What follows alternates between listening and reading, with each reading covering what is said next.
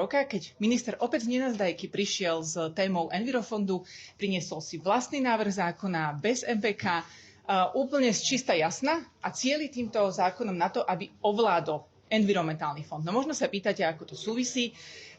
Problémom je, že tých 200 miliónov, ktoré ja som presvedčená, že na úkor riešenia environmentálnych záťaží po celom Slovensku on šetrí pre Andreja Babiša, tak tých 200 miliónov jednoducho nestačí. Pretože tá sanácia sa odhaduje dnes minimálne na 0,5 miliardy, niektoré hovoria, že pôjde až o 900 miliónov eur.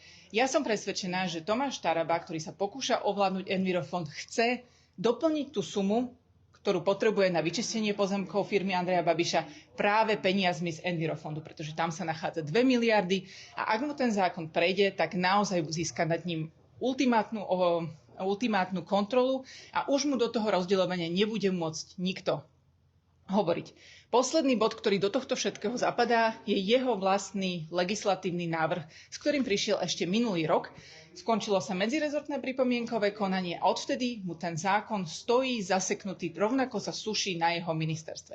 A je to zákon, ktorý by práve a špeciálne do situácií, ako je Istrochem, priniesol väčšiu spravodlivosť.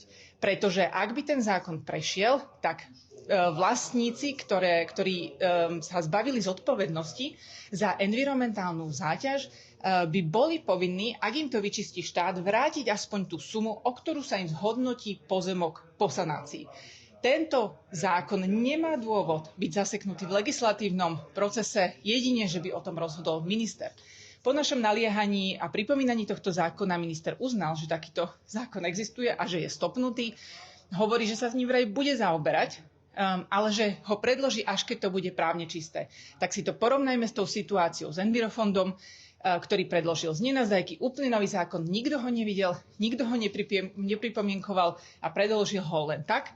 Ale keď ide o takúto vážnu vec, keď ide o spravodlivosť, tak zrazu váha. Ja si myslím, že toto veľmi dobre vykresluje, že minister Taraba chystá naozaj veľký darček pre Andreja Babiša a chystá ho naozaj dlho. Nedočerpané výzvy, zaseknuté alebo zrušené projekty v rakúskej skládky predajnej, environmentálny fond narýchlo príjmaný, zaseknutý jeho vlastný legislatívny návrh. Toto sú všetko otázky, ktoré sme sa dnes na chceli ministra pýtať. Ja si myslím, že to, že neprišiel, v skutočnosti jeho vinu len prehlbuje. My s takýmto darčekom pre Andreja Babiša jednoznačne nesúhlasíme, preto pripravujeme podnet na generálnu prokuratúru.